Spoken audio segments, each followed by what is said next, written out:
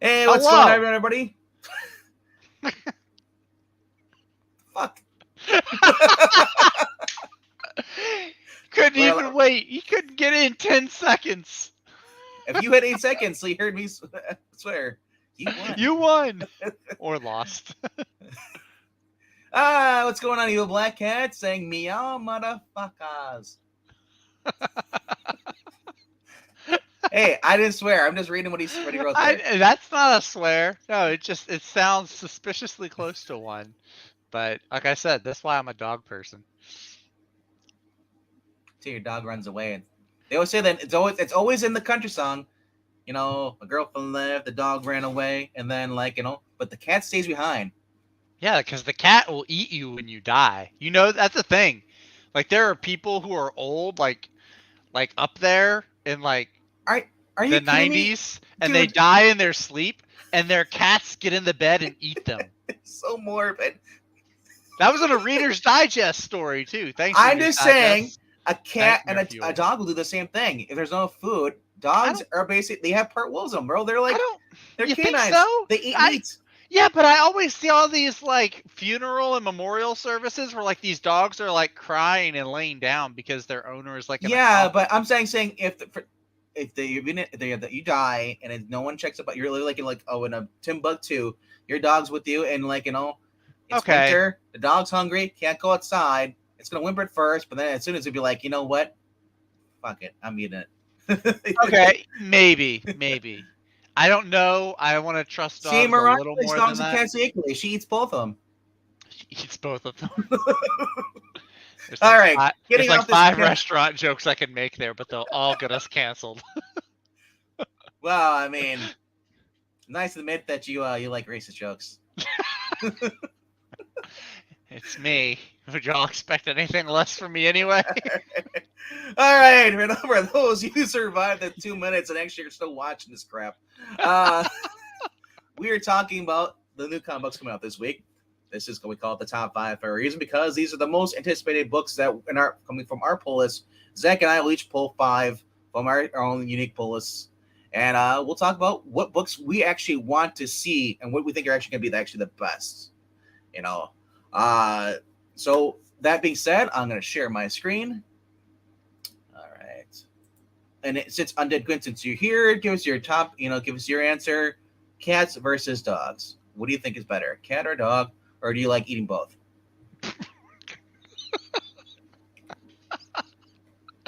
That was a turn. I don't know why that's so funny. Ah, buddy. A little pepper, boy. a little butter. A little Tabasco sauce. Yeah. Just it's very important though. You make sure you defur. You don't want any fur. Yeah, you gotta clean it. Ugh. It's like chicken. You gotta defeather it. You gotta pluck out all the feathers. It's the same thing with cats, especially. I find most cats, the fur is like really fluffy. It can get everywhere. Oh man, I hope I don't ever run into anybody of those people are like. Can you imagine like having an aunt, and just your aunt sauce is like, oh, this is Fluffy the third, and she's got the Fluffy 1 and Fluffy 2 stuffed in her room. Oh God, that's creepy.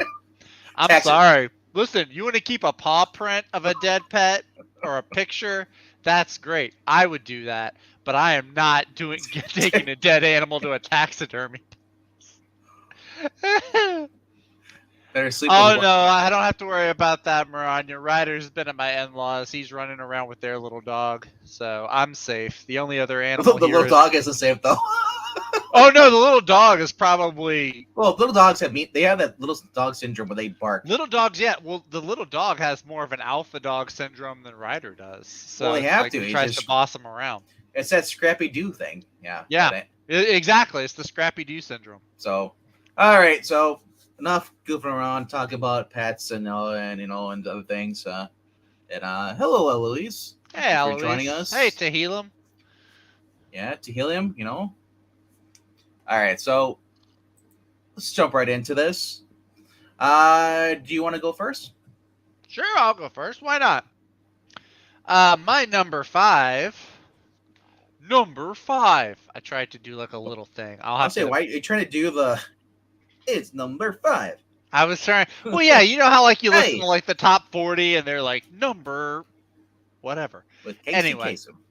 Casey Kasem. That's or Ryan. I thought it was Ryan Seacrest. I don't know. Well, no, Casey Kasem was the top 20 on Oh, Sundays. okay. That's right. That's right. Top 20. So yeah, my number 5. I've got a new one to my pull list. I'm gonna try out this week. I'm kind of we're gonna give it a test run. We're gonna see how this goes. My number 5 is Action Comics number 1047. Wow. With I wow, look at that cover. That is definitely George Reeves. that is I really do like the cover. That's that's one of the things that made me kind of want to jump on this week. Also, it's a good jumping on point. It looks like the start of a new story. Yeah, he's no longer in Warworld. He's gonna return back. Yeah. Now, is this gonna tie into with the whole hey John, why? You're calling yourself Superman now? Wait, we can't do that because of Dark Crisis, so we can't cross over. I don't know that the Superman books have been tying over into Dark Crisis too much because I mean this is Clark Kent right here. Action Dark Comics Crisis he's off in some other world. Action Comics hasn't, and I don't think there is another Superman book. Well, there's the Tom Taylor, John Kent. It's John Kent. Kal-El, yeah. The only Kal-El book is Action Comics, so yeah, exactly. That's another reason why I wanted to give it a try. I've been hearing people, especially today. I heard a lot of people, some comic readers on Twitter that I follow. A lot of them say great things about Philip Kennedy Johnson on Action Comics. I've heard a lot of good things about the whole War World story, which I may go back to where Philip Kennedy Johnson, where he first jumps on. I may start back there. But I figured this would be a good jumping on point, and I'm tired of seeing Jonathan Kent everywhere. God, I'm so tired. That's a wonky arc. He looks like he's wearing makeup. Yeah, I'm not a huge fan of that cover. I'm not a huge fan of that one. Look at the lips. That is definitely a woman's lips kissing. Yeah. Hey. It almost has that Adam Hughes kind of glow up to it, but yeah, I don't care too much. The eyelashes too, everything. The perfect eyebrows. Look at that. They match exactly hers. She doesn't look bad though. She looks more manly. No, she doesn't. How? How does she look more manly? She's in control, bro. He's wearing makeup. Maybe. Lois Lane is always. What are you talking about? Lois Lane is always in control. I'm just saying that's a bad art, though. Anyway, Lucia Peros is the cover you want to get. The 1 in 25, yeah, the zombie deceased looking Clark Kent. That one's pretty cool. I'm probably gonna go for the George Reeves looking one, the cover A anyway. I like, it's got Jimmy and Lois on there. It's got his whole rogues gallery seems to be on there. I just like how it's a great little Superman collage kind of. And of course there's the Harley Quinn whatever. I don't that looks like John Kent. That doesn't look like Clark. It's got the headband on and everything. Wow, it's so great. Yeah, it looks like John. But anyway, yeah, so this issue takes place. Superman's back from Warworld. Going off of the solicit, it seems like 2 of his iconic villains are I don't know which 2. Probably Lex and Brainiac, Lex and Metallo maybe, I don't know. But it looks like Superman and Steel are going to be teaming up, I think. Maybe the whole Super family has an appearance, it looks like. So yeah, I'm looking to give it a try. I've been hearing good things about Philip Kennedy Johnson. As he and Steel join forces to remake Metropolis, the True City tomorrow. 2 of Superman's almost iconic villains take notice. They have plans of their own. Meanwhile, Superman's meddling in Warworld has unseen. Unforeseen. Yeah, sorry. Consequences. He's awakened so that an enemy so ancient, so powerful, and so brave. So brave. Well, so stunning. They'll need the whole super family to face it. So everyone but John. John's in this book. You've got Connor. It's cross. Wait, no, you got to read Tom Taylor's if you want to continue the story. I'll get the previously on. I'll read that page. You need the full story, bro. You can't just skip on that classic Tom Taylor writing. Nope, not happening. You get some enchantresses in this book. It looks like you get a lot of the Authority characters are in here. Kellex, the little robot from the Fortress of Solitude. You got Metallo. Yeah. Tala. I'm not sure. Yeah. But Connor. is in Mhm. here. Awesome. Hey, Maybe- look, it's a transgender Olmec. Maybe Philip Kennedy Johnson will write Connor better than Megan Fitzmartin did. Earth 9 Olmec is in here too. The one that he just loves to hate. That's great. That's fantastic. But Uh, anyway, yeah, I'm excited to give it a shot. It is at the bottom of the list just because I don't know what to expect going in. But yeah, I'm hoping for some good old Clark Kent Superman goodness. all right, that makes one of us. And Quinn, pay up, sucker. Go read F Boy John Kent.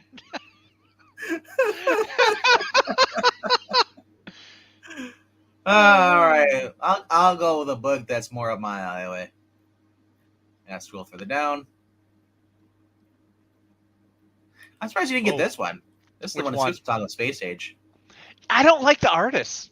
I don't like it either, but I mean, but it's Mark Russell though. That's a Yeah. problem. Oh, I also don't care for Mark Russell. But isn't that the same artist that did like one? It was it Ecstatic? I think was the Yeah. book? Yeah. Yeah. That art always kind of just threw me off. I don't know. Mike Eldred and his wife. Yeah. They're doing the inking. And I mean, hey, good for them.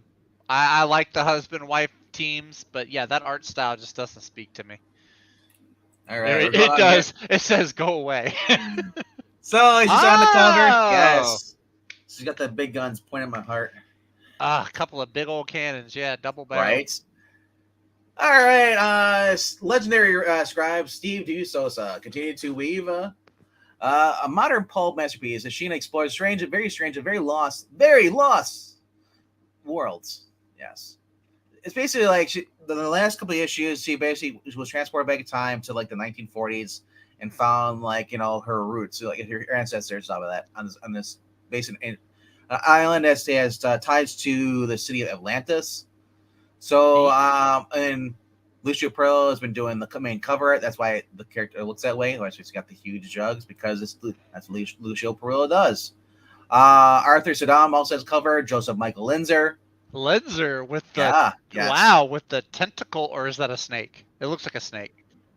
This that is anaconda.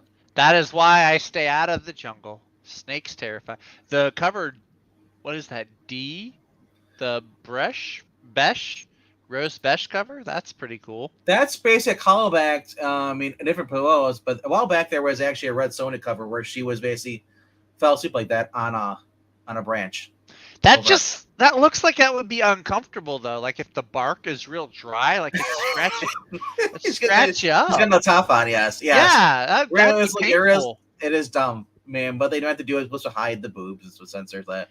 And then there's the giant octopus. Yes, this is kind of cool. Sheena, what are you doing? She's going to basically fight the giant octopus. Going right into the middle of the tentacles. Yeah, but anyway.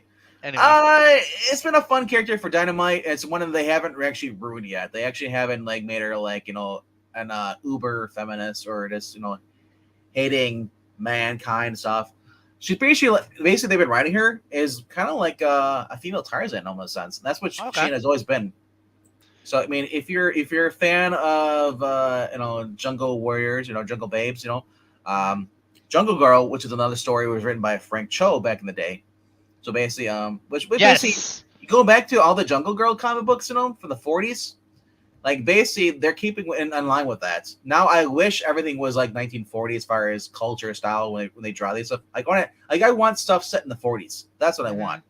Yeah, no, definitely. That's what I like. If you're gonna do like a jungle or adventure book, have it set in the 20s, 30s, 40s, that era. That's awesome. I like it when they do that. Yeah. So that's my number 5. It's been an ongoing series. And it's by a good writer, and I've been enjoying it. And like they keep the same personality. She's like when she goes into like the like she's an heir to like a big company, multi-billion-dollar company, but she still prefers like not using like all their technology stuff. She's kind of a hippie in a sense. But she does love their showers, though. She's like, "Oh my gosh, hot showers! It's magic. It's kind of the whole Red Sonya. When Red Sonya, the Amy Chu brought her to the real world, in the presence. she's like, you have all these fancy soaps and oils and all stuff, and she's like, and it just walks around naked. That's what this girl does too. But you don't see that though. It reminds me of Marvel back in like the early 2000s. Frank Cho. This might be the one you were talking about. He did one called Shanna the She-Devil. Yes. That one was oof. That was top tier. Like I said, it's the same style, same sense. I mean, I need to probably look at picking up this book then, because I did like Shanna the She-Devil, and not for just the obvious reasons. All the people in the chat, not for the obvious reasons. There, of course, those are there and they're nice. I mean, we all knew that women were reading Tarzan back in the day because, well, it's it's a handsome guy, shirtless, exactly, a loincloth. Why should? Yeah, exactly. Women get to read the romance novels with like the shirtless guy with the flower in his mouth all the time. Guys should have something fun to read. Anyway, yeah. Get off my little soapbox there. You don't have a soapbox. It's a tiny little carton. It's like the little ones that the soap bars come in. It's little. I'd say you probably can afford those milk crates. Milk crates. So yeah. You don't make wooden soapboxes anymore. Who carries soap in a milk crate? It's literally called a milk crate because it carries milk. I'm just saying, soap boxes were wooden back in the day. Yes. I doubt they still have the same kind of, do I have one in here? I have a wooden crate somewhere. I don't Walmart. Yeah, it's like one of the Hobby Lobby or Walmart like wood crates, like for storage. I used to actually carry comics in it, but they kept sliding. Before we get too far off track, talking about what's in our house, home jacket. But I will say though, it is hilarious that what used to be just considered for storage and shipping stuff is now everyone's gonna have the look. I want my house to look like a rustic barn. I'm like, what? No. All right. I want to go over. I mean, Undead Quinn had some books. I think I saw up here. Number 5 was Unnatural. Blue Blood. Number 3 was his number 5. Blue Blood is Unnatural. All right. Gonna go to my number 4. It's Detective Comics. Wow, number 4. I know you weren't. I know we were talking about it and all, but I didn't know. But there's at least 4 of the books that I really want more than this. Yeah. It's still in the top 5. I mean, that's whether it's at 5 or 4, it makes a difference. It's still on the top 5. Yeah. Now the other Simon Spurrier has been doing the backup issues, I guess now. The backup stories in here, and I gotta say, as much respect to Skip, Danny's art in the back of this book sucks. I've seen her do other art. A lot of her art in the back here is just basically unlegible. You can barely tell what's going on. So, but other than that, though, the main story, Ram V, Raphael Albuquerque. Yeah. Albuquerque. It's a fun book. It does have Damian Wayne and Talia's in it as well. Bruce and everything, and it's just overall just awesome book. And Ram V proves that he knows how to write a good Batman story. Why we've waited this long to have him on there, I have no idea why. I didn't like Mariko Tamaki. She focused more on the Bat family and having all the other people who are normally not involved. So this is more Bat centric with Bruce, Talia, Damon makes appearance in this book issue of Redo. And as I said, it's a new threat, and the League of Shadows are going to be involved. And I'm curious to see where it goes from there, because this is part 3 of 3. So I'm curious for the next issue, what's going to go on.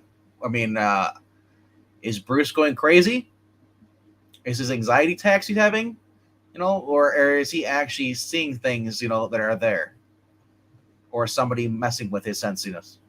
For a guy who's basically trained himself against mental attacks, is he having one of his own mental attacks brought on by years of this, torment, torture and fighting? So yeah. The covers. So looking at this, there's this cover B here for the stock. I really like that cover. That's I like supposed to be Talia with the music notes looking like the skeletons and everything. That's really cool. The opera, the binoculars, Mm-hmm. So that is Talia on the cover. Of course, there's a Harley Quinn for cover C, 30th anniversary. And he's just like, what the hell? And I'm like that too. What the hell is this cover?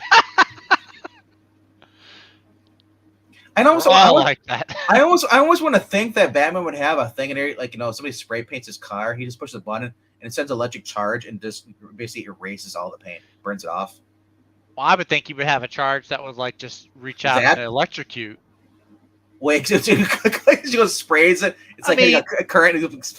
Wasn't that a thing in like the '89 Batman movie? Wasn't there somebody that like went up to his Batmobile and tried to? Yeah, he got zapped. Yeah, I was afraid I wasn't remembering it correctly, but yeah. That might have been Batman Returns. Actually, I'm not sure. It was one of the Keaton Batmans. I remember that. Yes. And then here's the other cover too. I like that one. That one gives me Hellboy vibes for some reason. The only problem is that look at this. Is this 1940s Batman? Where's his muscles? He does look a little slim. He looks like he's on retirement and just putting his costume back on. It barely fits, guys. He looks like his biceps have atrophied a little bit. Yeah. Yeah, so that's I'm excited to read this and go through and talk about it with you guys on Thursday. So that was my number 4.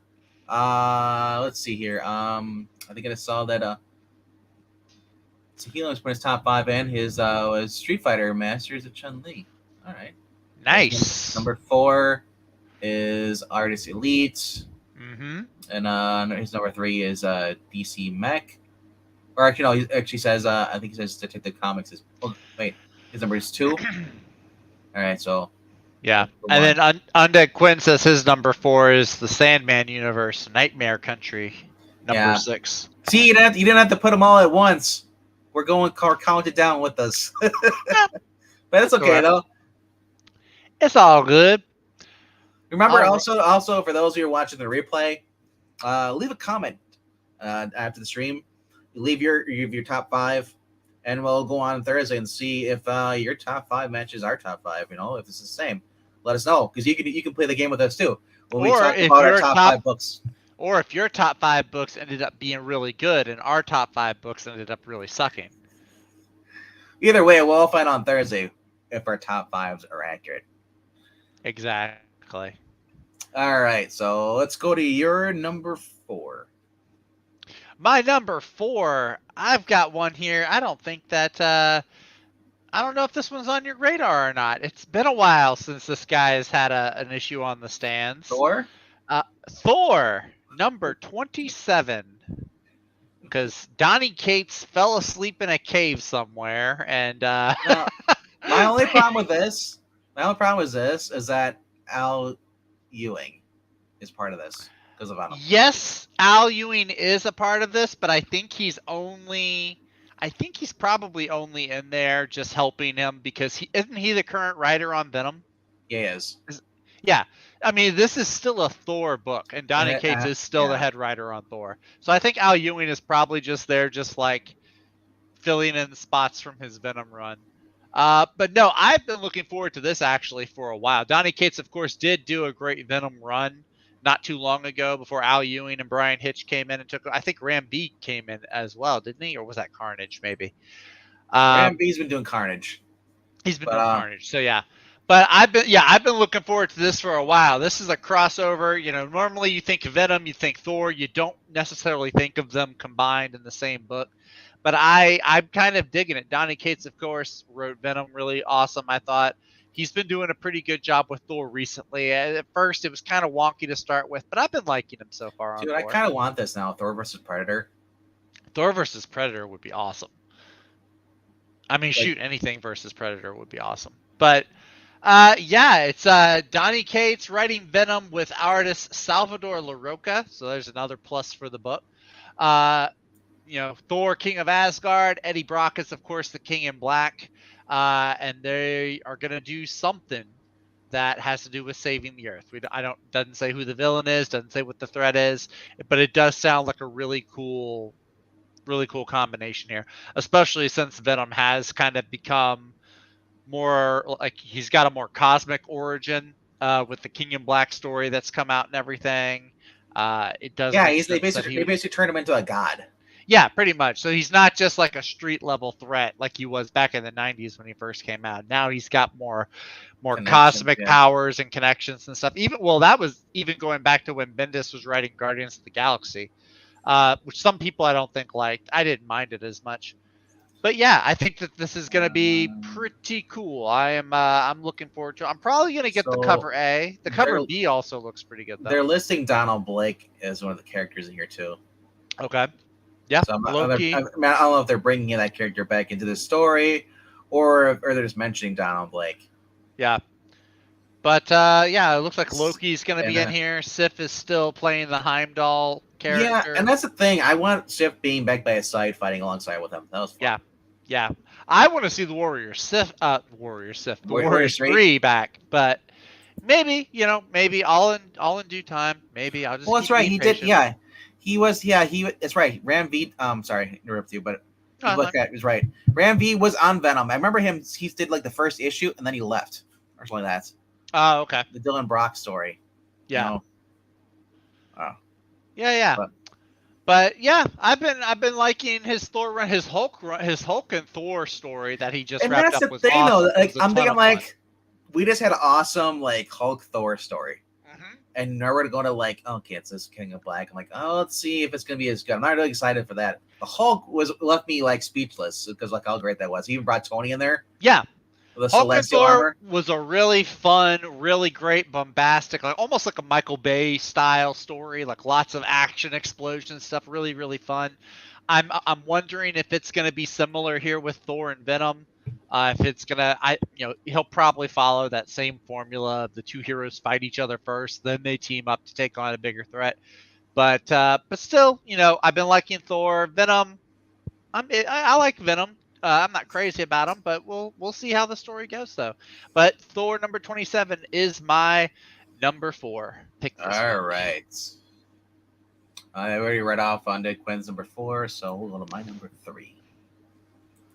Yeah, my number 3 is probably gives a flag for having the cover. Oh, you should know what it is. I should know what it is. This is a Xenoscope book? It was pushed back this week. It was supposed to be last week. Got pushed to this week. I should know what it is then. I feel like we've talked about this. Just trying to figure out where it is now. Why is it not showing it? Maybe it got pushed back another week. Don't tell me that. If it got pushed, dude, if it got pushed another week. Wait, what? You know what it is? Oh, God, I probably do, but why can't I remember it? Why am I not seeing it? Maybe it got pushed again. Is it Marvel, DC, Indie? No, it's an indie book.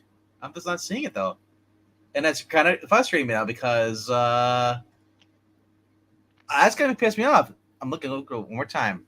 I'm going to go look back over. It's not Berserker, is it? No. Okay. It's actually on the thumbnail. It's actually on the thumbnail. But I'm not seeing it, though. Maybe it got pushed back again. That's really driving me nuts now. Because what the hell? Oh, is it public domain? Oh. Oh. It didn't come out last week. It was supposed to come out last week, but it didn't. Yes. Well. Is that what it was, though? Public domain? No. Oh, because that one didn't. Weren't you here last week? I was here last week. I've had a lot going on. It's Gun Honey. Oh, Gun Honey.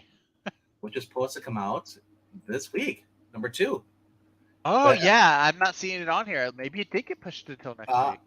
I got pushed back to October 5th, apparently, next week. What the freaking hell, dude? No. You just keep depriving me of the books that I want to. So that's being said, I'll have to switch it out. That is actually sad. Which is easy to do. I sped read Gun Honey last week just for fun. Oof. That is a book, man. All right, I want the Netflix that being said, since Gun Honey is not available, boom, boom, boom. Wow. I'll switch it out with another one that I've been reading, which is really a fun book. While you're looking for it, Undead Quinn says his number 3 is Mangoat and the Bunny Man, Green Eggs and Blam, number 3. All right. So since they keep pushing my own book and wanting me to read it more and more now, The second time's been pushed back, and I'm like, this is becoming a habit now. Let's go with Gambit number 3, Chris Claremont. Oh, okay. Writing an awesome series here. That's Colossus on the cover if you haven't figured it out. Nice. Colossus started off as a villain. Oh. Yes. So basically, Gambit and Remy were basically run off the road. They're driving a car on this cliff, winding the road cliff, and they got car was being chased behind them, knocked their car over the water. So basically, the woman basically stopped, went down, helped them out. And Storm had basically, because Storm is not a child at this time, because of this is right after back in the day, and like it was in the 90s or probably late 80s, where she was transformed a kid by an enemy called the Nanny. Mm-hmm. So basically, after they're in a car accident, Remy survives, pulls Storm out of there, but Storm is basically Aurora. She's in a coma.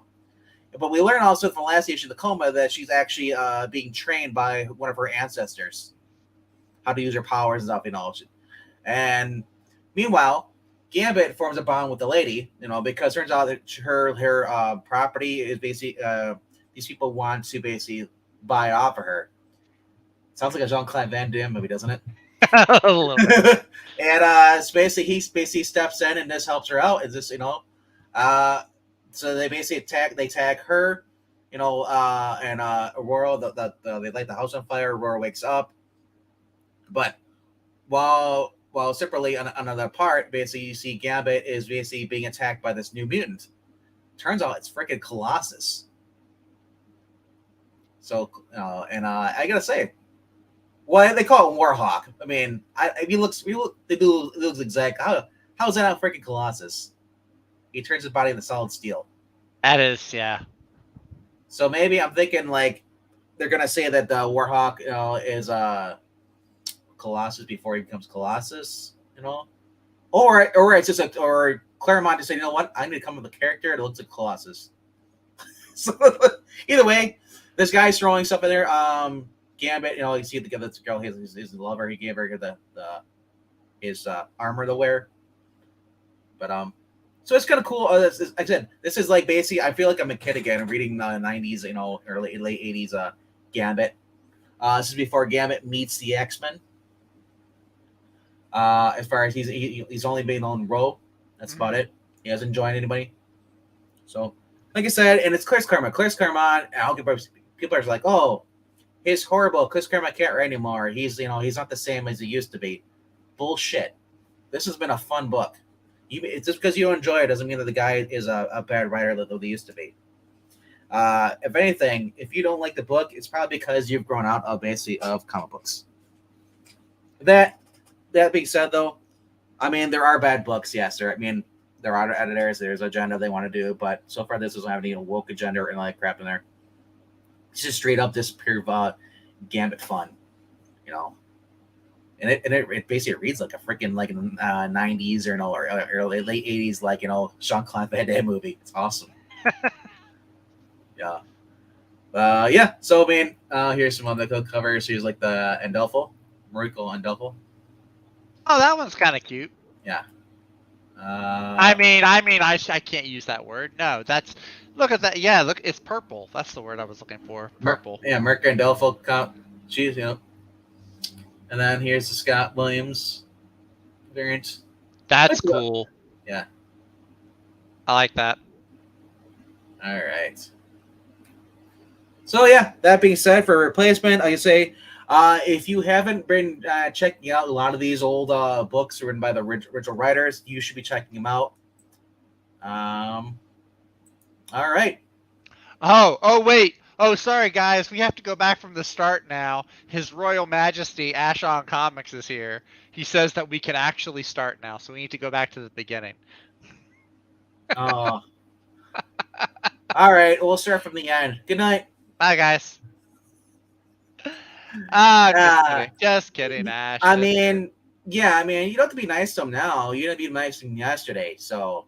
Why would I have to be nice to him? Oh, yeah, because it's his birthday. His birthday was yesterday. Hey, happy birthday, by the way. Now you can treat him like crap again. Okay. Yeah, well, I mean, I didn't see him yesterday, so... All right, so, yeah. Gambit, number 3, is my pick. Right on. number 3. Very cool. Very cool. My number 3 is going to be a comic that actually I've already seen one person list it in the chat. Tehillim, you and me, great minds, thinking alike. My number 3 happens to be the same as his number 3, and that is DC Mech, number 3. Yeah, I guess two people can't be wrong. 2 people cannot be wrong. Well, I'm not going to say anything because I don't think that's necessarily true. But this is Kenny Porter continuing to write. Baldemar Rivas continuing to do the art. There it is. Really fun story so far. I've been liking. I as much as I like to praise Jurassic League for the dinosaur version, I am really liking the whole Pacific Rim Justice League crossover. It is a lot of fun. Got that freaking cape. Well, yeah, it's Batman. Of course, he's gonna have a cape. Does oh my gosh! Does Wonder Woman's has the helmet with the frills on it. Does Apocalypse have his own robot too? We haven't seen it yet, but I'm willing to bet money that he does. Oh my gosh! We haven't seen it yet though. He does right there. Look at he has his yeah. There you go. Heck yeah. That's right. That's what I want to see. Why does he need the robot when he has Omega beams? Omega beams coming out of a giant mech? Come on, dude. Bigger is better. Anyway. Yes, this is the halfway point. At this point, all of the main heroes have met each other. This is like their first group outing against the Apocalypse army. Wait, are you getting these covers? No, I haven't been able to find those covers. Those are the Dan Mora ones, and those actually look really cool. They have like a trading card look to them. Like I said, I really like them on a shelf and they look like a poster. Yeah, those are really cool. I do like those that have like the hero and then the mech beside them. I mean, if she just wore the armor instead of having a giant robot. No, see, the whole point is to have the giant robot armor because like the threats are also giant robot armor. And so, yeah, there are heroes like Superman or Wonder Woman that could probably take them down. But then other heroes like Flash, Batman, you can't really do a whole lot against giant mechs. Now, really. I'll just say this. If DC is stupid enough to put this comic book out with giant mech robots but doesn't put toys out for them. They do need toys. For real. I would buy a model. I'm just saying, this is a toy-targeted comic book series. I think between DC Mech and Jurassic League, I think that they are trying to like branch out and find things that attract younger readers, like especially younger boys. Like I know with the kids in my youth group, the boys like to read. They loved even younger than my youth group, like middle school kids. Love dinosaurs. They love giant robots. So I do commend DC for if this is how they're trying to draw in younger readers, newer readers. True. Then by all means, I like that. I don't think that they should be having it just as a mini series. I think that you should try to set it as an ongoing, and then whether it succeeds or fails, you just cancel it whenever.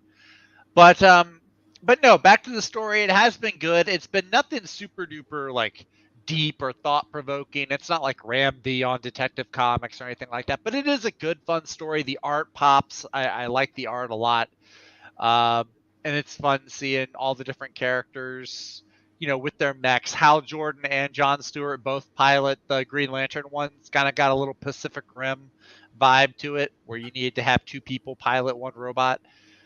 So yeah, really fun story. I'm looking forward to continuing it.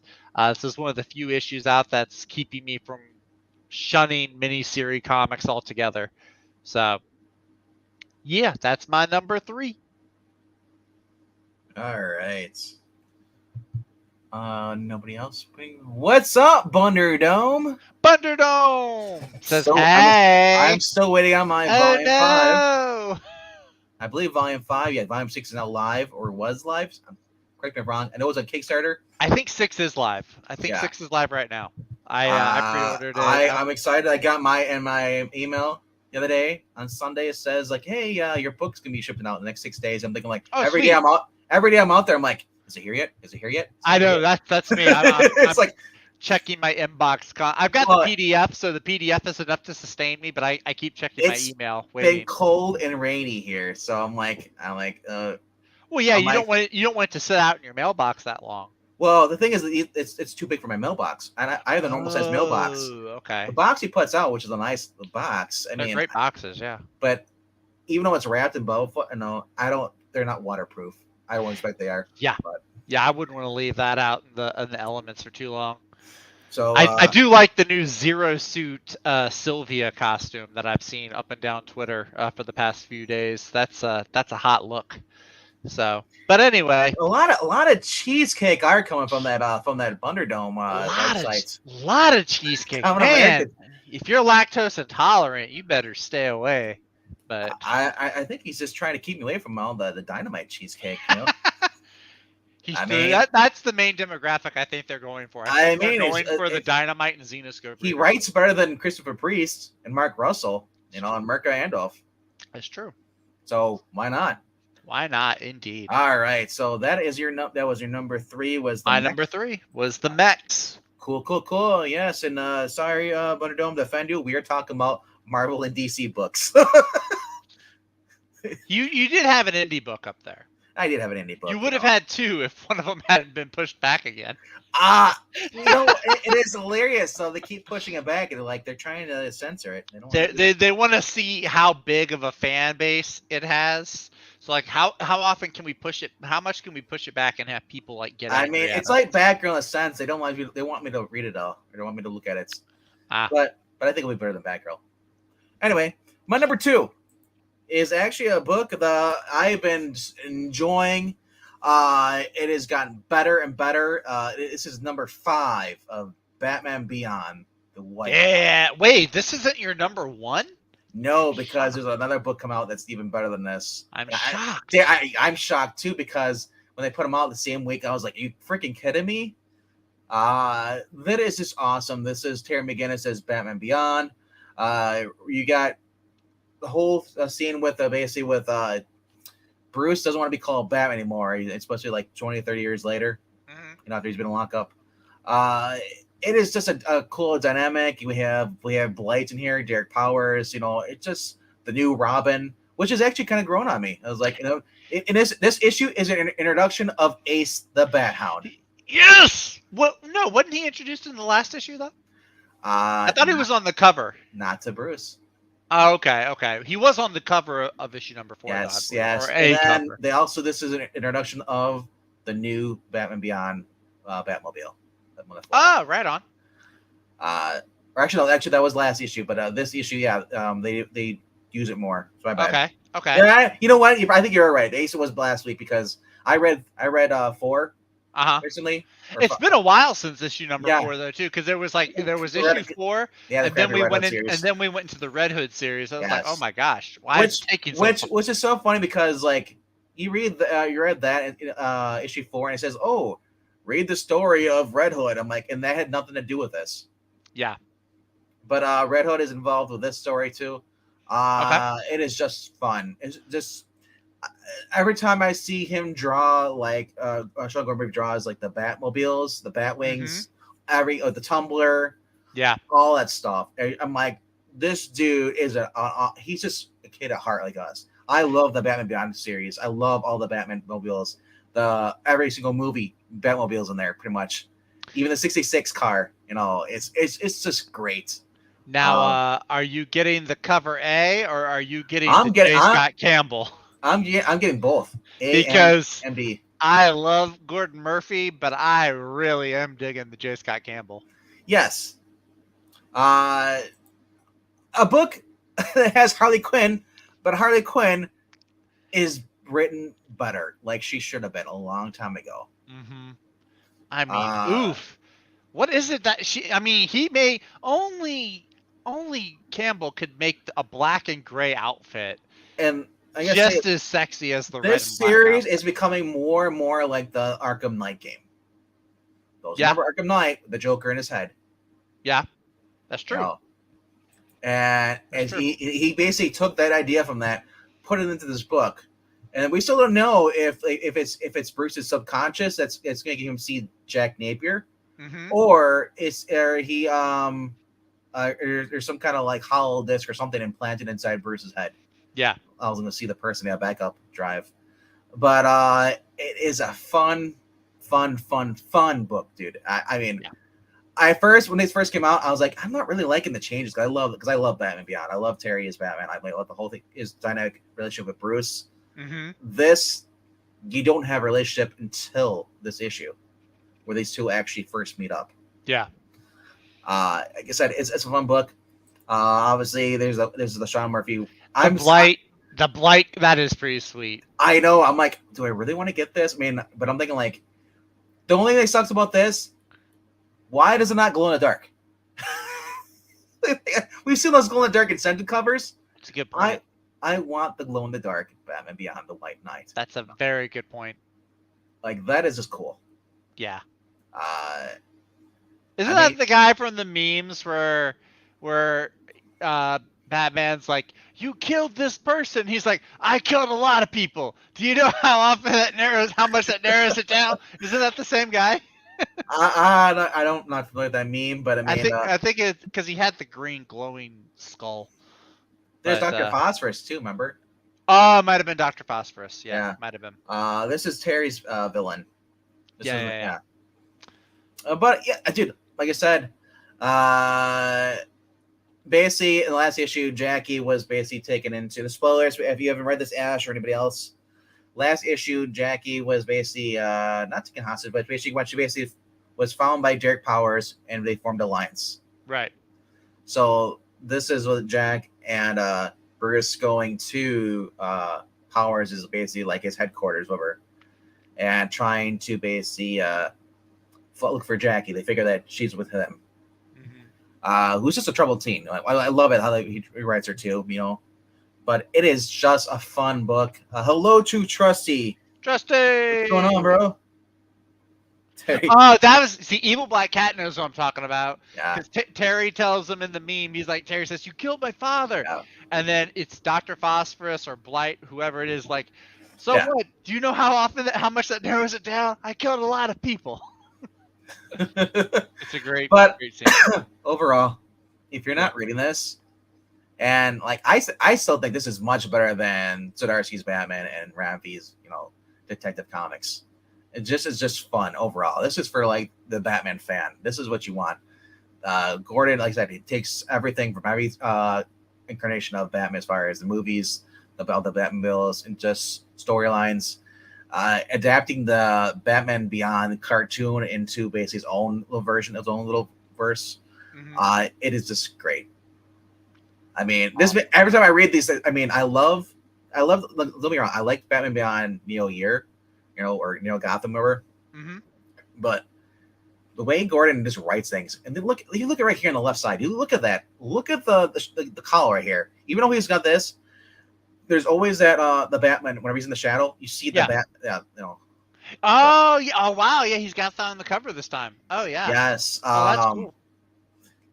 Yeah. So basically, there's just so much. I can't wait to talk about this more further on Thursday about everything that's in here. Now Ash says he thinks League of Comic Geeks might be wrong. He says that the Blight cover is the cover B, and the J. Scott Campbell is the ratio, the 1:25. Maybe. I'll be upset if the J. Scott Campbell is, because I really want the J. Scott Campbell. I normally go for the Gordon Murphy cover A's anyway, just because they look like movie posters. Well, it wouldn't change. I'd still buy it. It'd just be more expensive. That's all. Yeah. It'd be like $15, $12. Yeah. But I mean, yeah, that cover A is dynamite. I also really like the Bruce costume, like the new one that he has. I really dig it. Like I said, we're getting the passing of the mantle. The only person that knows that Terry is as Batman is, I believe, is Bruce. And doesn't Derek know? So Derek knows. Yeah, Derek knows. Yeah, but I mean, him, if he becomes Blight, do you think he's going to hold his memory? Probably not. Or do you think he's just, or no one's going to believe our raving madman? Or I think it's going to be Terry double crossing Derek. We don't know. But I would just say, if you're not reading this, you need to read this. This and The Flash are my two recommendations for any books coming out right now. And World's Finest. I would throw World's Finest. I'd throw World's Finest too. Those would be your top three. Top three, yes. Of the year, actually. I don't know if I would do it. I might have a few other titles to consider if we're doing of the whole year. Well, the whole year. I mean, I would love to do that, ranking the books of the We might year. have to do that. Yeah, we might have to do that around December. We might have to do that. Do like a year in review. Top 5 of 2022. All right. Ash. Yeah, we'll have to narrow that down. Yeah, you like that, huh? Ash says all the previous B covers were the character spotlights and the C covers were artist spotlights. Okay. And then Ash even came in and he popped up with his top 5 books of the week, where his number 5 is Old Dog. His number 4 is your number 4, actually, Detective Comics. His number 3 is Sergeant Rock versus the Army of the Dead. And Ash's number 2 book is 8 Billion Genies, which I've heard about, but I know nothing of. I've just heard the title mentioned before. All right. Going to my number 2. Wait, did Undead Quinn have his number 2 up here? Oh, yeah. Undead Quinn's number 2 is also Batman Beyond the White Knight, number 5. I mean, 8 Billion Genies, man. Like I said, I'm going to be picking up the trade.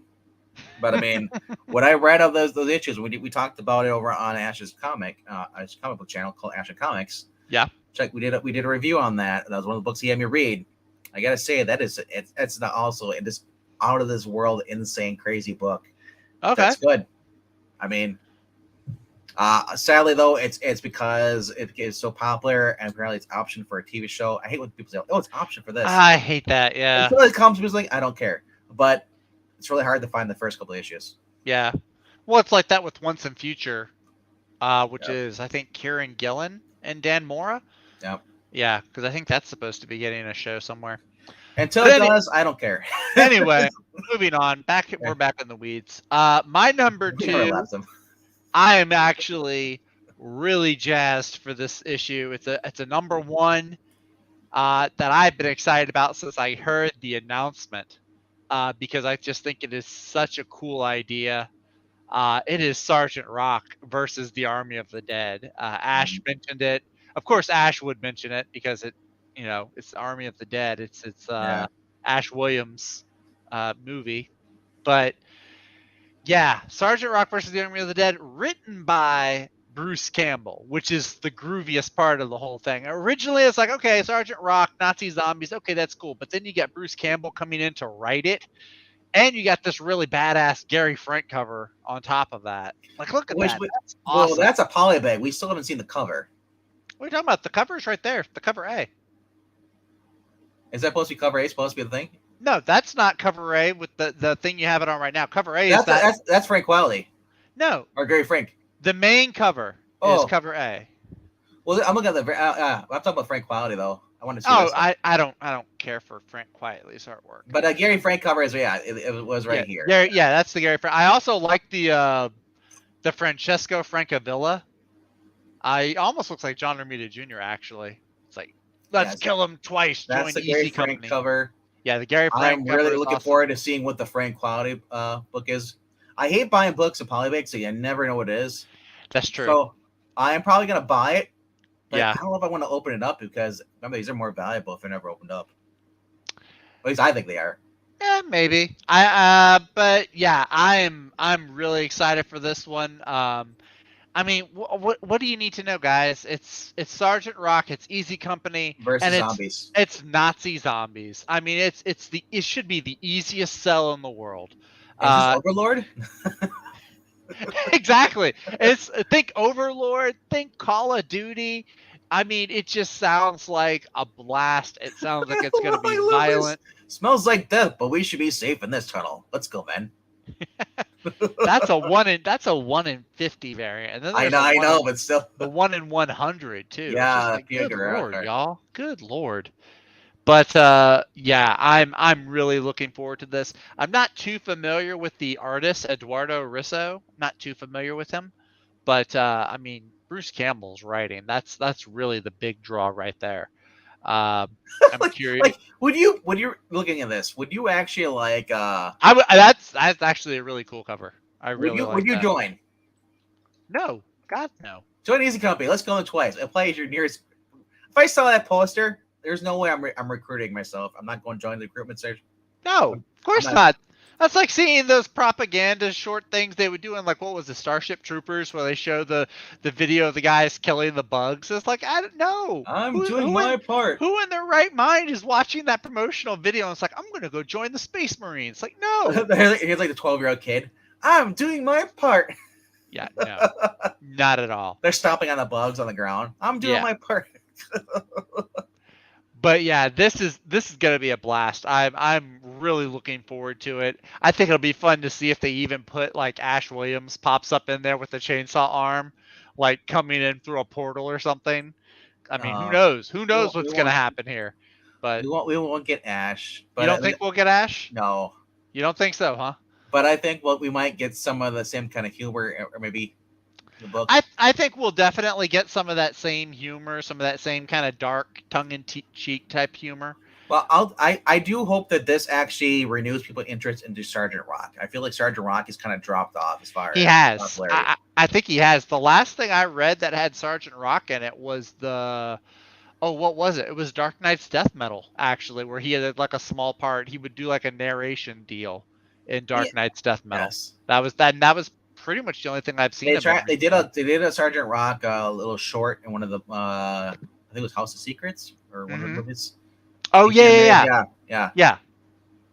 So like I said, I admit I would want to see this as a movie. I'd watch it. Heck yeah, absolutely.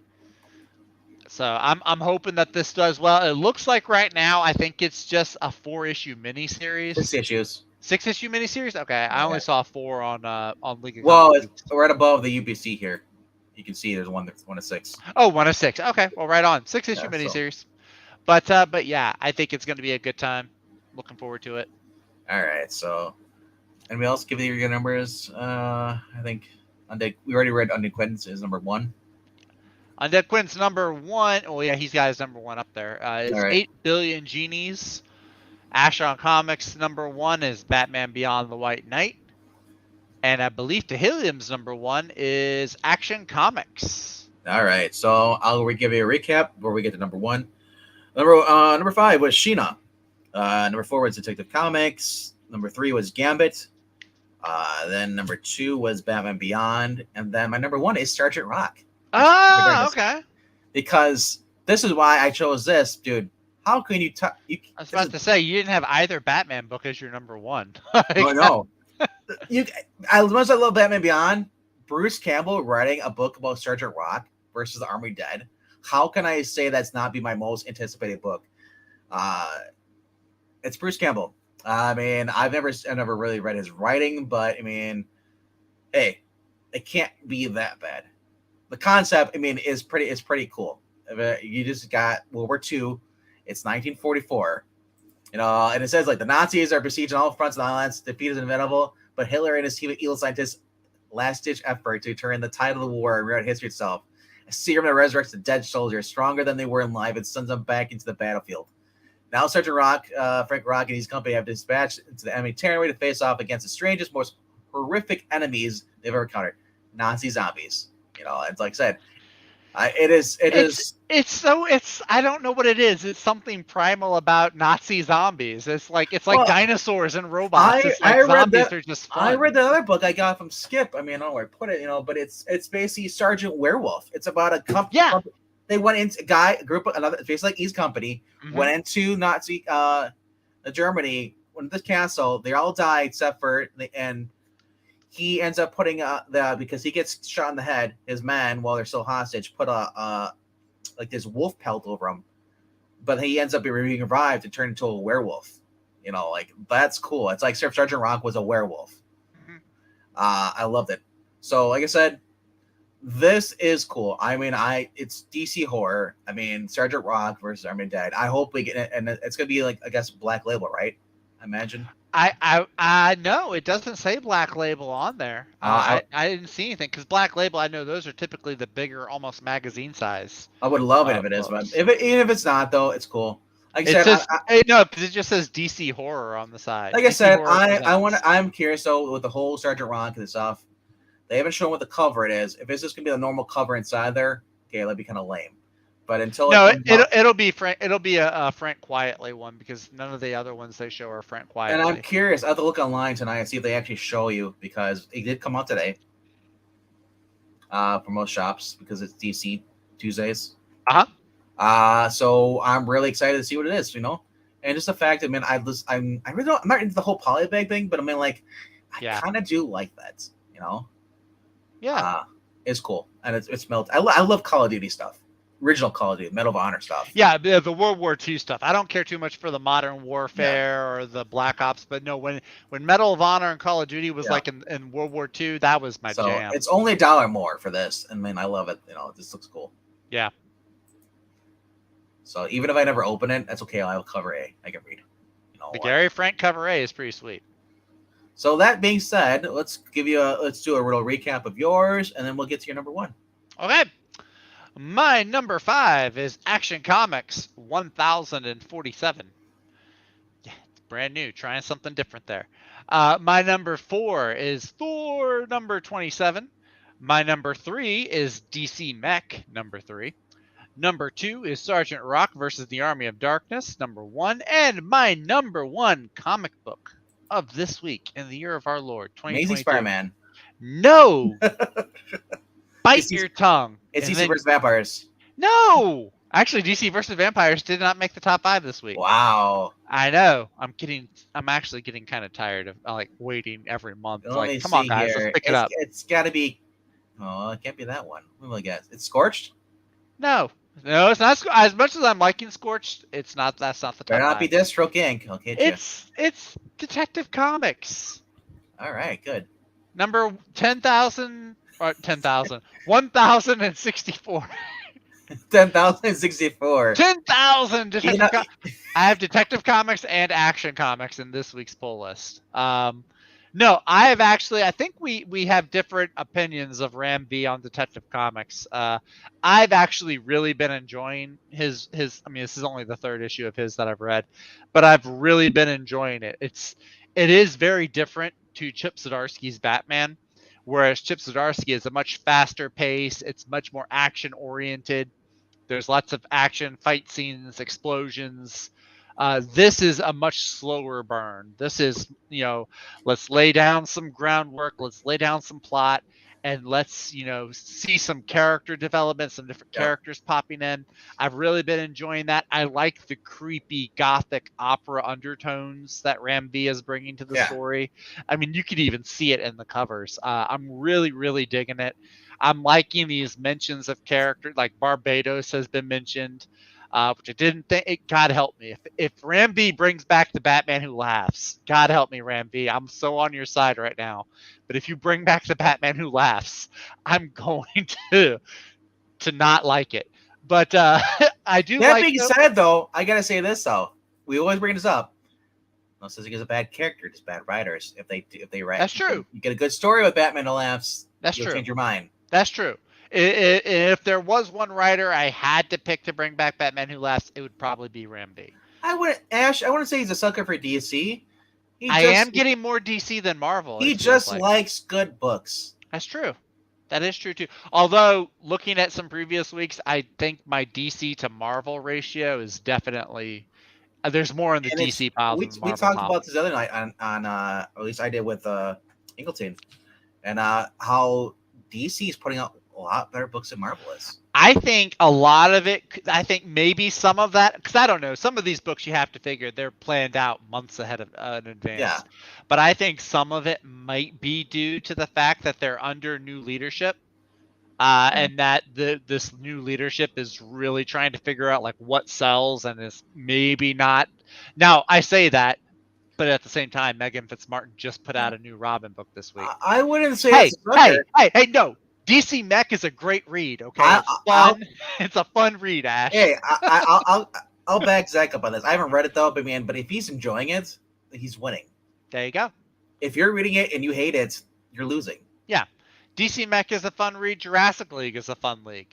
It's a fun read. It's not something that's gonna be like necessarily deep or insight like Detective Comics or something like that. But it is just like a good fun read. Like I can pick it up. It's like I equate it to like a Saturday afternoon, you come across a fun movie on TV, you end up watching the whole movie. I mean, when there's better DC Marvel books than there are some of the indies coming out. Yeah, that's why they're in his top 5. I mean, look, I'm not saying there's no indies. I do have Scorch. There is Scorch #10 that comes out this week, but I'm looking forward to Detective Comics just a little bit more. This is the final part of the 3-part opening story that Ram V is setting down. I will also say I do like that Two-Face is being brought in instead of yet another Joker story. There's a million other Batman villains besides Joker, and I'm glad to see that Ram V is utilizing that by bringing in Two-Face, who I always thought is more interesting. My only complaint with these books is the fact that they made Montoya the commissioner. I'm okay with that. I really don't care. Who is it going to be? If Gordon is retired and he's not going to be commissioner, if Gordon, who are you going to get? No, I'm not. My complaint isn't the fact that they made a woman commissioner. I don't give a shit about that. I love having the dynamic between Batman and Gordon. Oh no, I understand that. I love that. But if you're going to take Gordon out of commission. A little pun there. If you're going to take Gordon out, your only options to replace him, at least in the short term, the only options you have are you're going to have Montoya or you're going to have Harvey Bullock. And Harvey Bullock would not make a really great Gordon should never be retired. I agree. If I had my way, I wouldn't have retired Commissioner Gordon either. But the fact is, I don't call the shots. So this is just the way that it is right now. I have no doubt that Gordon will probably come back and he'll be commissioner in a year or two. It's like superhero deaths.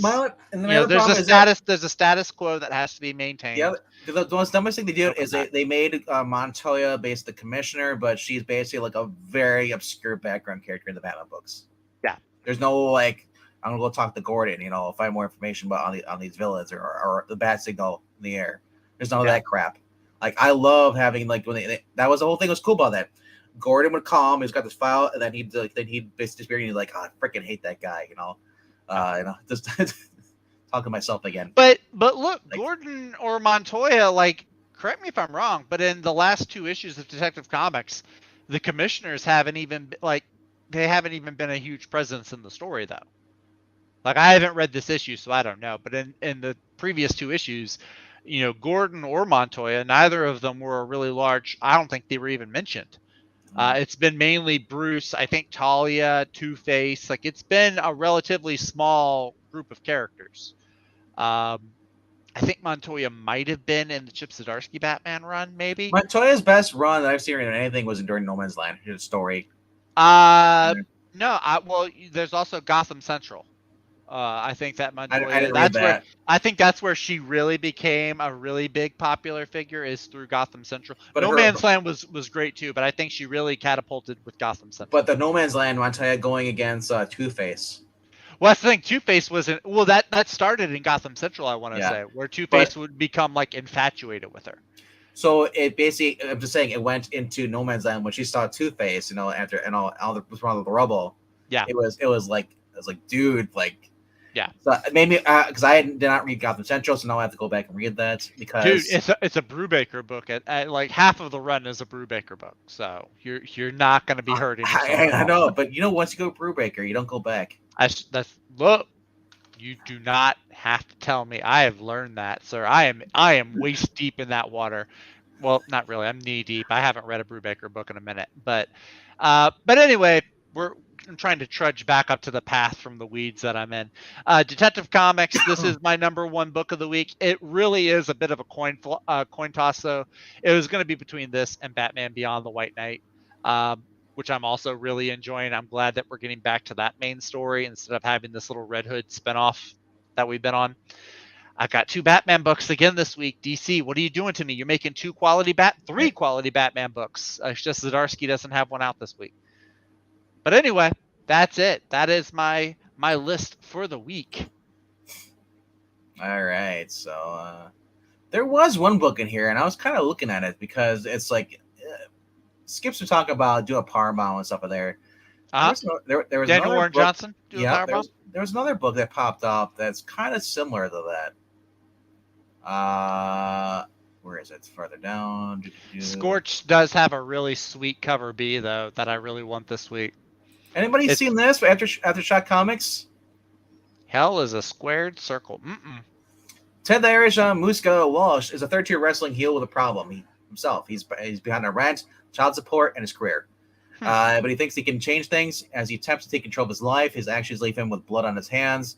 He finds himself on the run from the authorities and the darkness of his past. He tries to escape his former self, build a new, better future. His mistakes come back to haunt him in the ring and out of it. I've never heard of Chris Condon before, but if it's a little one shot, so I mean, I'm not sure. I mean, it's a wrestling book too, so I was like, do I really want to read this? But it's the guy who's writing That Texas Blood. Oh, okay. Yeah. He looks like Charlie Cox. A little bit, like a little younger brother, but he looks like. So, oh my gosh, they're gonna cast him to play Mike Murdoch in Daredevil Born Again.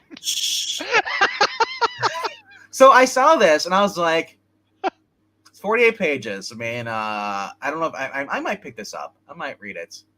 Yeah. It's kind of cool. Right on. It's $8 though for a 48-page book. Wow. Because that's and expensive. it's by someone I've never read anything from, but I hear things about That Texas Blood, so I might give it a chance. Yeah, I mean, hey, give it a shot if you like it. So I might be picking this up. I mean, I wasn't sure because I was debating. I'm like, it's a wrestling book, but it's also like a crime book, too, in a sense. It's like, yeah, you know what? Hell of it. I'll probably get it. Now that I think about it more, I read more about it though. But I was looking at that, so there's some cool books coming out this week. I'm definitely at the LCS tomorrow. I'm gonna go back and get that Exterminators #1 book. Yep. With Boom Boom and Dazzler and Jubilee. I'm definitely gonna find that. Truth has been pretty good. I've told. Ant-Man 3, Angleton has been reading this book and he's been loving it. Really? Okay. It's by Ewing, I guess. Oh yeah, you're right. It is by Ewing. 8 billion genies. It's because it's the 60-year anniversary of Ant-Man. That's why. Yep. Ant-Man gets a 4-issue miniseries for his 60-year anniversary. What Luke Cage get? Nothing. Do not read Death Stroke Inc. It's no longer Joshua Williamson. It's Ed Brisson. I think he's been on it for a while though. Oh look, Tim Drake coming out with his first new book, and no pass. Have you seen the interior art for that? It's Riley Rossmo. Yeah, he does a cover too. Even for Riley Rossmo though, it's bad. Even for Riley Rossmo. All right. Scorched #10 is out, still $2.99 for Scorched. So that's a great deal you're getting there. Shang-Chi and the 10 80s bracelets. Fortnite versus Marvel #5, the final issue. I know you're getting that. Heck Obviously. yeah. Oh, heck yeah. Of course I am. Is anybody reading Sonic the Hedgehog? I pick them up occasionally if it's They're in issue 53. I'm just wondering if anybody's actually reading that. They're not bad. Typically, the issues are kind of standalone-ish. There's like some stuff. I'll be picking up issue 3 of Kenneth Vale, Captain Marvel. It's been a fun book. Yeah. That's Peter David. Okay. And then Young Justice Targets is it's been an okay book. It's branching off from the actual Young Justice show currently and stuff. Which I'm not a fan of right now because I just. It's season 1. After season 1. After you kill off Wally, why should I give a crap about the book? That's why I say stop at season 1. Yeah, it's dumb. Lazarus Risen finally after 2-3 years now. Maybe. I don't know. I don't know. Whatever reason, apparently he's having medical problems. Greg Ruck, I'm not sure. That's what the rumor is. That's why it's taking so long. Okay. Or he's just mentally stressed out from just everything that's going on, not going his way. Yeah, maybe. Batman Audio Adventures. Anybody? Cool. Anybody reading this? I know. Well, this is #1, so nobody's read them before. No, they've had this before though. It's popped up before another Audio Adventures. I think this is a new one. Okay. This might be volume 2. Oh, they have a new Wild Cards comes out this week, and it picks up right after the season finale of the award-winning podcast. New 7-issue miniseries. A string of attacks has plagued Gotham City. The underbelly, sending criminals into panic, but it's not Batman who's striking at the heart of the city. It's a group of mysterious assailants on the hunt for an ancient artifact. As Batman hunts down these assassins, he finds clues that keep drawing him to their true goal: the Sword of King Skipmar. Skipitage, we'll call it that. Wow. Dennis McNellis, which I'm curious, what else has he written? I guess he's just been doing. That's what I saw. The special. That's what I saw. That one. That came out 80 page. That's what's taking off. So yeah. So I mean, I might pick that up too. I mean, I actually might. I don't know. Have you done? I know Pixel has. Who's really obsessed with the Batman Audio Adventures, rated stuff. Did you listen to it at all? No, can't say I did.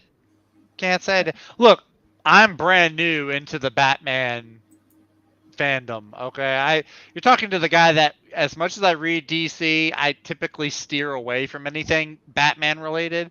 Well, Justice League, the Superman, radio. Flash, Green I Lantern. understand that, but it's a radio serial though. You do like Batman as a character, right? Yeah. Oh yeah. No, Batman as a character supposed is to like fine. a I'm 19, just not.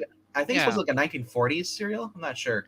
Yeah, it looks like it. It sounds like it, but This yeah, is your no, Michael Allred. Just never got into it. Michael Allred. It's your Michael Allred cover. I still don't care for that art style.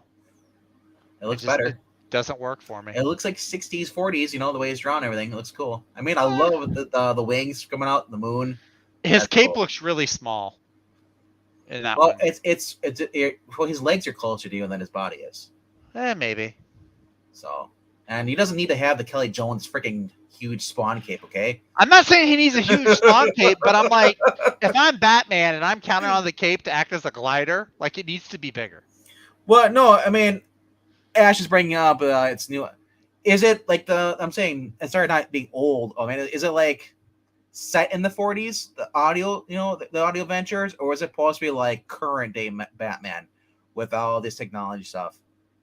That's my question, because that'll change it for me. If it's set like in like most of the original 1940s, kind of like Gotham City 1940s, that the setting will be much better for me. I think that fits Batman better. Like, I like a noir crime Batman stuff. I would dig that. Yeah, because that'll sell for me. I'll be like, dude, I listened to I'm not a big fan of radio serials, but I've listened to it before, late nights, and I'll listen to them. I've actually listened to the whole movie on them once. They are just fun, just to listen to, especially if it's Batman, using your own imagination.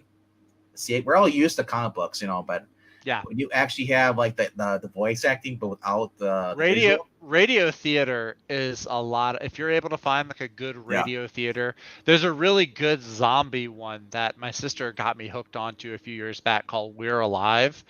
It's like a zombie apocalypse podcast story, but it's radio theater. They do like sound effects and everything.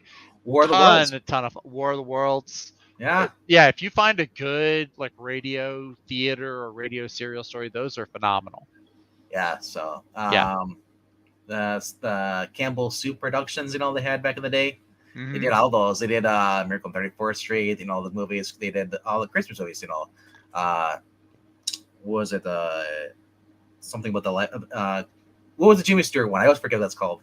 A Wonderful Life. Yeah. It's a Wonderful Life. Yeah. The whole thing with Scrooge, Christmas Carol. Christmas Carol. Awesome. I love listening to that theater play. Yeah.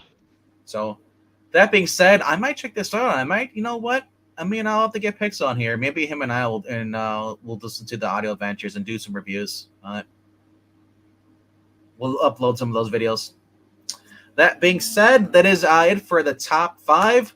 Like I said, if you haven't already done so, please subscribe. Every subscriber helps us get closer to 1,000. It'll be like 10 years before we get there, but and also hit the notification bell, because we do a lot of stuff on this channel. Yes. Not only is there humans on this channel, there are freaking puppets that do readings with humans too on there. And basically ad lib comic books. They tell us they're puppets. We never actually see them though. We only hear the voices. So I'm not sure if the puppets are really there or not. And Zach, you need to take some medication for that. All right. So also, there's TV show reviews, just basically all your geeky stuff on here. Yeah, and we have fun. We do have fun. And if you want to contribute to this channel, as Marani has posted in the chat here, and for those watching on the replay, and it's also in the description as well, there's a link, ko-fi.com/puppetteen. The money goes towards basically the Marvel and the DC ads, as far as paying for those subscriptions, so we can continue to read and just have fun. And if you ever want to take part in a future reading, let us know below in the comment section on any of our videos, and we'll try to get you in here. All you need is a microphone. You don't need to come on camera whatsoever. Absolutely. The we're just puppets here- don't even show we're- themselves on camera. We're here to have fun. All right. So I hope that you guys had fun, and I hope to see you guys on Thursday for our next comic book talk. Yeah. Real quickly, Skip and Tosh has said, and I just bought the audio production of These Savage Shores by Ram V. Great voice acting and sound effects. You know, I've seen some other Batman stuff where people actually do take the stories and they turn them into audio dramas. Oh, wow. Like, so I'll have to look it up. I mean, I think even Killing Joke might even have one. Like, they actually add the sound effects and everything. Like, you know, it sounds professional, but it's not. Yeah. It's like, that would be, you know, I'm sure that there's like licensing, there's a bunch of legal stuff that would probably get in the way of it. But if they could do that for like older, like Avengers or Fantastic Four or X-Men books, like that would be actually really cool. wait, like, you mean Avengers, right? Avengers? No, like, no, God, don't even talk to me about that. No, but like if you took some of those early Avengers books, like the kind they have in the Masterworks, you take those and then you do like a radio theater podcast type thing, like you could get Marvel. God, I should be selling Marvel this idea. You could get a lot of newer readers potentially interested in buying some of the back issues for the story. That would be really cool. But anyway, that's another rabbit hole I'm diving down. I gotta go hang out with Wongers in Madison with 2 N's and a Y. But how do you think? I stopped watching. I haven't even watched the last episode of She-Hulk. My brain is still in recovery mode.